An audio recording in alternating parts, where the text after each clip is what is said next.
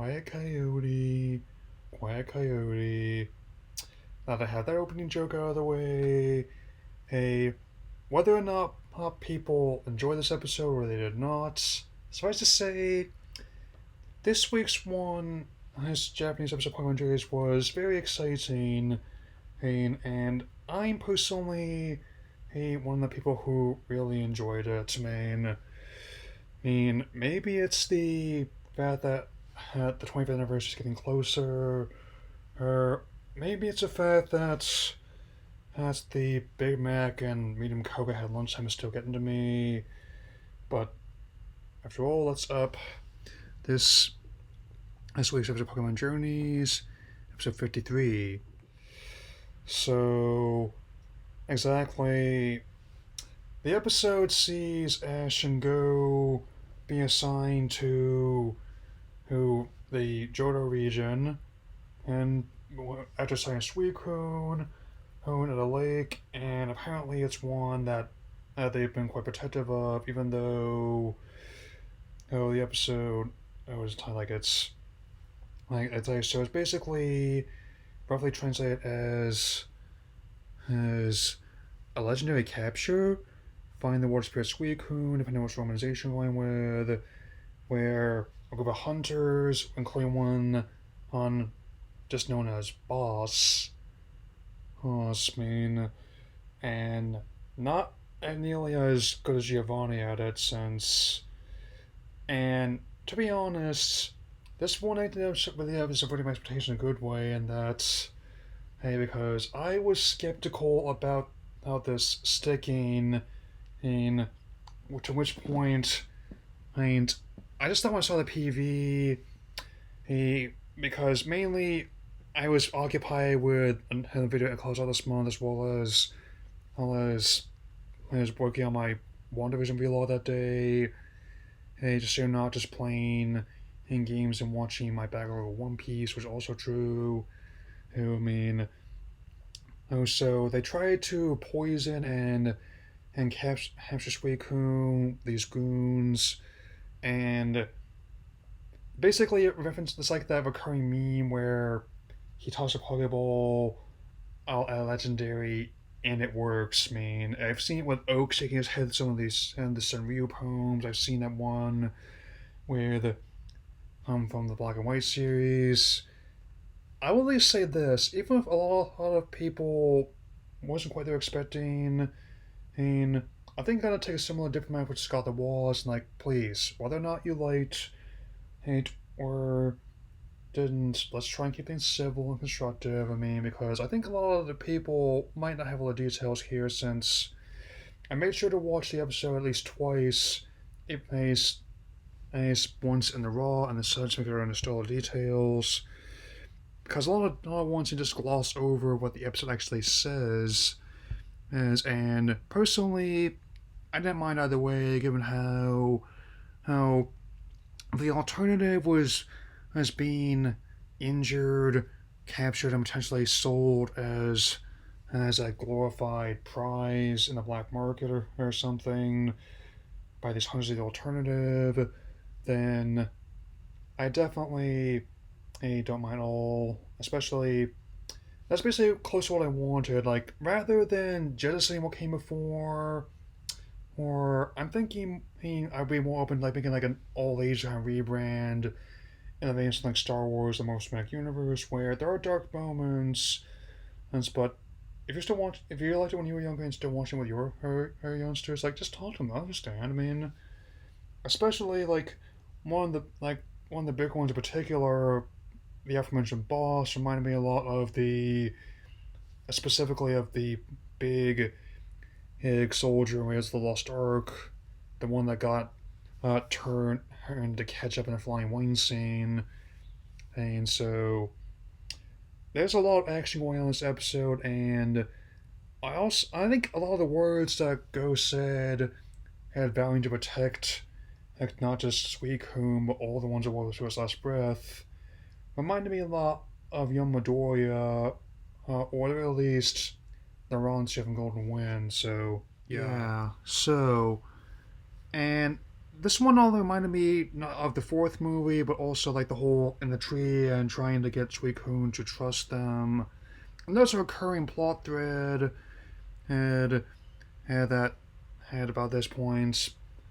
And depending on the writer, sometimes they have a telepathic powers, other times not. I mean, but again, I actually don't think this is any different than in the whole point of when I was just got one of them, several even for just completing objectives to have some Pokemon Go each week. I mean, and once again, I'm skeptical about any protagonist change. Again, stay the course, keep him as a deuteragonist, like basically the other side of the same coin, or Ash. And on that note, oh, the final battle between all the hunters is actually pretty impressive. I mean, it's like I actually kind of like how that even though we're entering the second year of the series, it's only natural to kind of become sort of like like a Pokemon Journeys when it's season 2 or Go Breaks the Internet, so to speak. And to me, some of the discourse on Twitter, I didn't actually take part in that. Beyond a few jokes and reaffirmations, I enjoyed the episode. As I've discovered over the last few years, especially a lot of arguments I've seen on are more longer, cohesive than things I've seen written on the wall of public bathroom in the before time. So, and of course, there's Suicune is OP. I mean, just like it is, like when sometimes you're leveling them up and you're basically reaming out some Rattata, where that's Ice Beam, or even in Pokken. And while its moves is kind of tricky, especially in the deluxe version, and once you get the hang of it, definitely one of my backups, man. So, long story short, though, Go wants to let that Suicune be free. Suicune said, and this is important to remember, chooses to stay with him, but also come and go from the preserve as it sees fit. It's to not only play a vital role in both the research fellows, one, I want to emphasize this, but also to remain the spirit of the North Wind, the guardian of the water.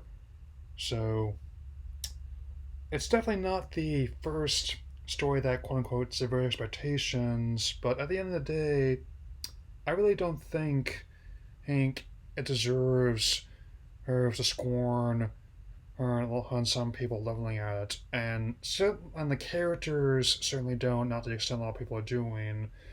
In fact, some of the people I also noted, including my associate Ogasu, who I don't want to agree with either, but his insight has been quite useful to me.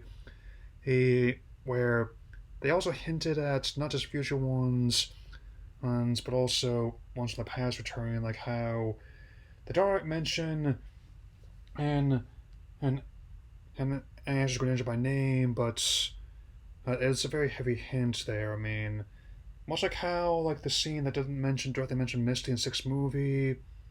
Even though I did not like the film as a whole, that was the one scene I liked from it. So I think I better wrap this up. When I was younger, I used to really not be into the idea of changing something like this, but now, I think this is one franchise that is by design meant to change, keep evolving, no matter what the detractors might claim. And there is a clear difference, I'm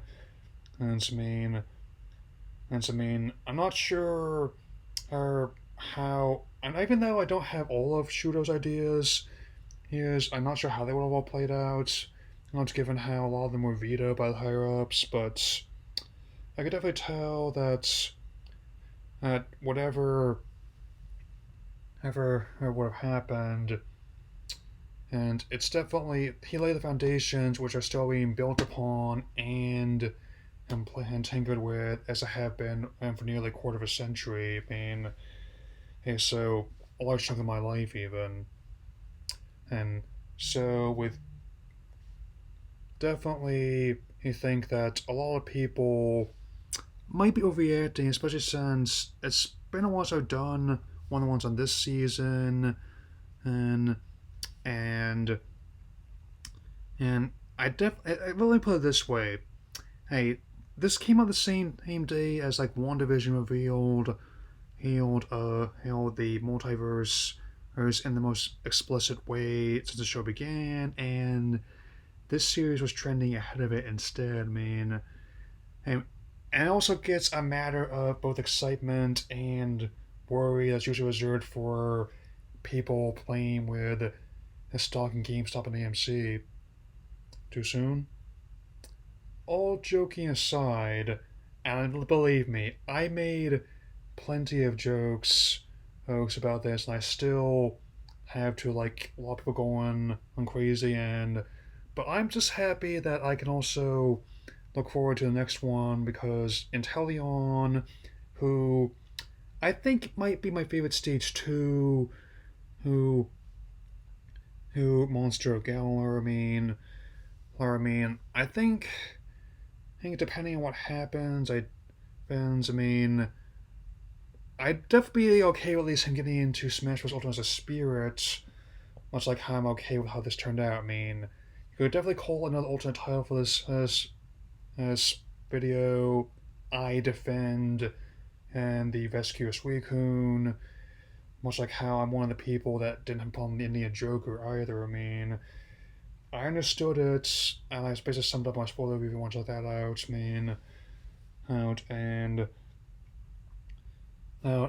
it's not even the first time in this season where they did this, where they jointly caught Eternatus as at the end of Sword and Shield arc, the initial one, and so they're going to, and that also gave a reason why they put that in the box.